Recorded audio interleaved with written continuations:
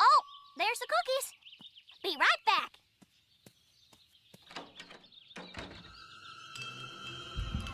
I don't need it. I don't need it. I definitely don't need it. I don't need it. I don't need it. I don't need it. I don't need it.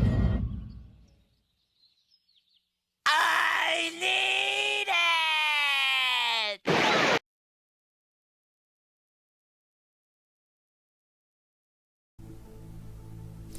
Hey guys, my name is Bando, this is Brexit Bando.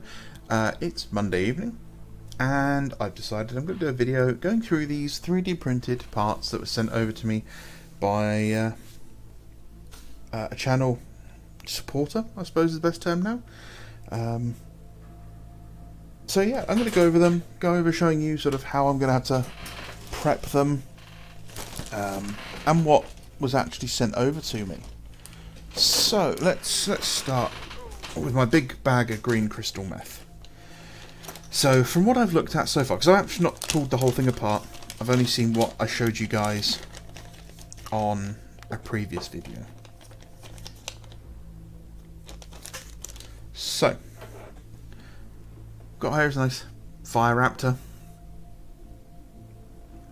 and you can see it's got things like some supports left on it. And these are the sorts of things I'm going to have to go through now and remove. I'm not going to bother trying to deal with any sort of like print lines like these, because I'm not going to see them when the model is primed. Plus you can barely feel them. So all I'm going to do for the supports is, if I can, just use my knife and just slice them off like that. Smooth the area out a bit, and I'm good to go.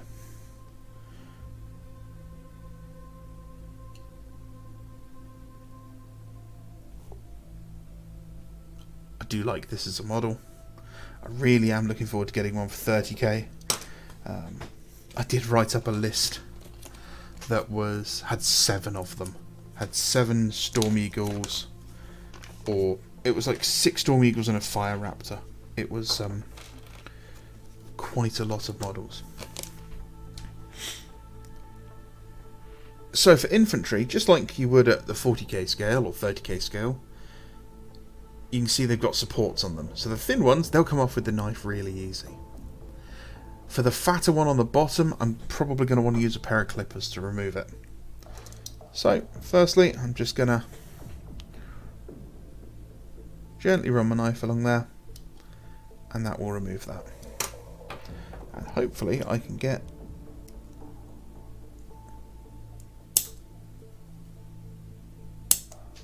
this is the problem with 3D printed resin, is it can be very brittle.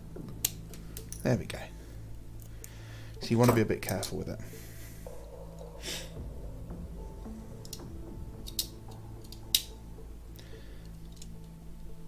Now, back in the day of Epic 40,000 and Epic Armageddon, the bases these guys came with they were long strip bases, so a piece of plastic about yay big, and it would have 5 little indents in it that were the same size as these bases, and you would slot them in and it would sit flush, so you didn't have to worry about anything like that. Well, I don't have those bases. I have 25mm round slotter bases, so I'm going to have to mount them like this, and then build up some base around them. So these guys appear to be, I don't know, tech priests, forge lords maybe. Sorry if you guys can't see anything.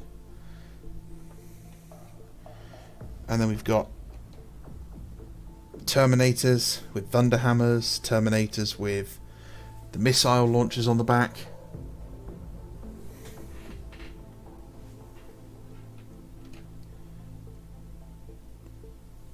Reaper autocannon.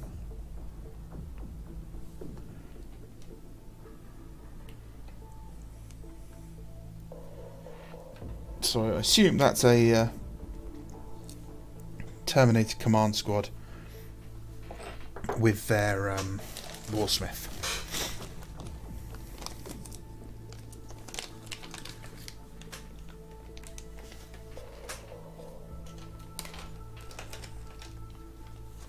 Okay.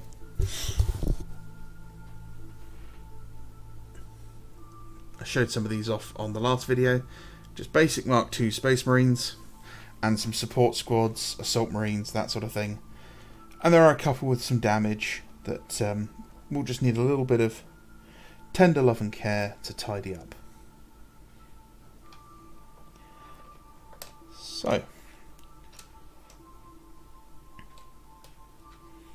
some nice little infantry bits. That's a command squad there.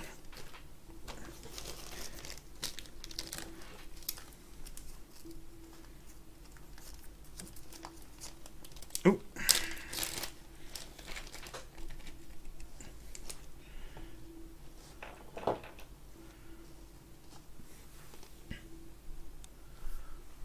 Some rapier destroyers, and again they just need some bits tidying up. A lot of these like print artifacts where you can see that the layer lines aren't, you know, super smooth, I'm not going to bother. Like, you're not even going to see them at this sort of scale, and then when they're on the table like this, you can't see it anyway, so it doesn't really matter.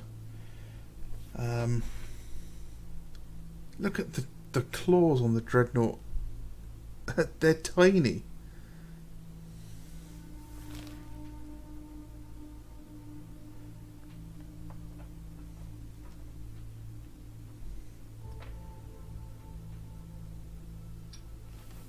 And he's even stepping on a little guy. That's so cool.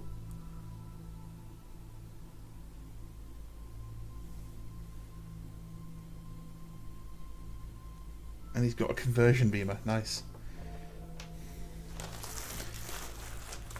And then we got this, the Macarius Omega, also sometimes referred to as a Lupercal. Bit of gumph on the tracks that need removing, and a few on the side, but that's fine. I like that. It's got some heft to it, that one. And there was the Kratos. There's the Kratos' turret.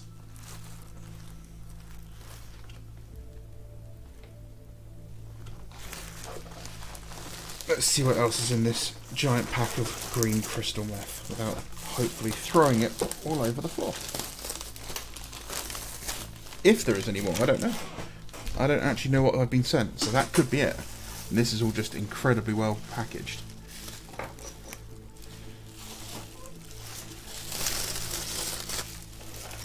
Nope, good. Save that so I can ship stuff to other people. Oh, congratulations to Silius Sardus, who won the miniature. He chose to get Gygor Fell-handed, so I'll be sending that off to him at some point during this week. Cool. It's a Mastodon. That's pretty chunky, and the turret moves as well.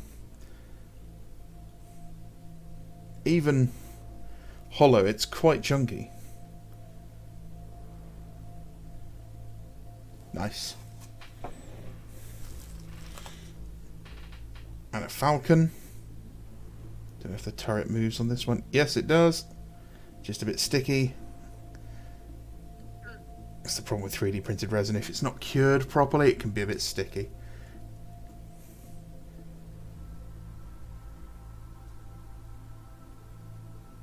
Oh, I'm not going to try and get that out as it is. I might break it.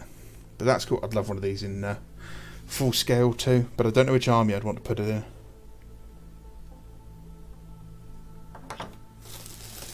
Oh, he's actually sent me bases. Well, that's made things a lot easier.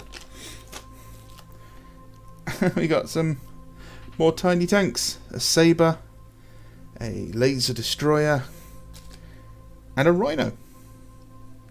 That's cool. Make sure I'm not throwing anything else away. I am. I'm about to throw more stuff away. We have a Spartan. A Spartoon. A very bendy Basilisk. Don't know how I'm going to straighten that out. I'm sure I'll figure it out. And a Sikaran. That's another one I want in full scale as well. Can we focus, please? Thank you. Now you can see here that there is some layer lines. It's not a huge problem. If this was on a full scale model, you know, I'd have some problems with it. But again, after the primer coat, that's not going to be visible. So, again, not a problem at all. Also, I can't knock it because it was all free, so, you know. So thank you very much again to Samus Heidigan, who he just can't keep getting away with this.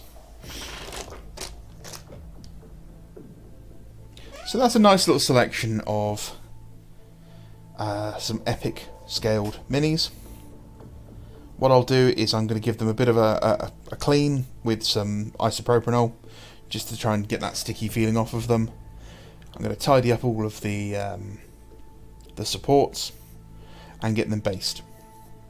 Once they're done, I will prime them, and I'll be doing a second part to this video where I will be painting them up as Iron Warriors. So keep an eye out for that. It should be up in the next couple of days.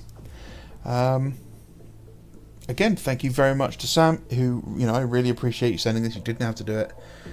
You reached out to me and, you know, you wanted to share because it's something he's passionate about. I think people like that are going to be the future of LI.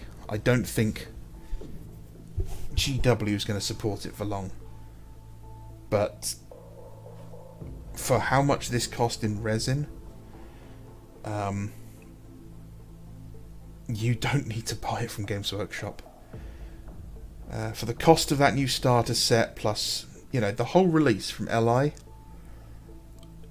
you could buy an entry-level printer. A lot of these files are free, and you could print this out for pennies. 3D printing really is the future, and once people get over the moral hurdle of 3D printing, you realise just how wild it was paying so much money for these models. Because from Games Workshop, I'm going to tell you that this is probably going to be... Ooh...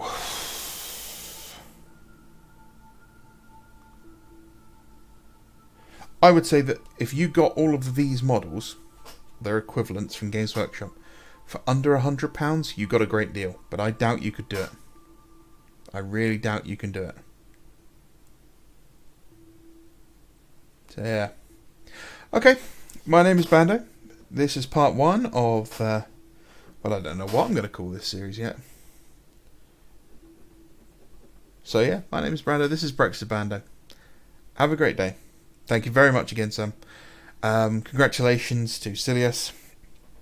I have 2 models left, so I will be doing other giveaways at some point.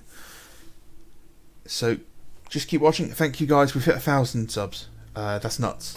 Absolutely insane. I appreciate every single one of you. I was very happy to meet a lot of new guys from Janovich's Discord server who all seem to be very friendly and welcoming, so hi to those of you who subbed from there. Also, I know a couple of you guys came over from the Nerdrotic Discord server as well, so it's nice to see you guys as well. So yeah, thank you very much. I really appreciate it. You have a great evening. Bye bye.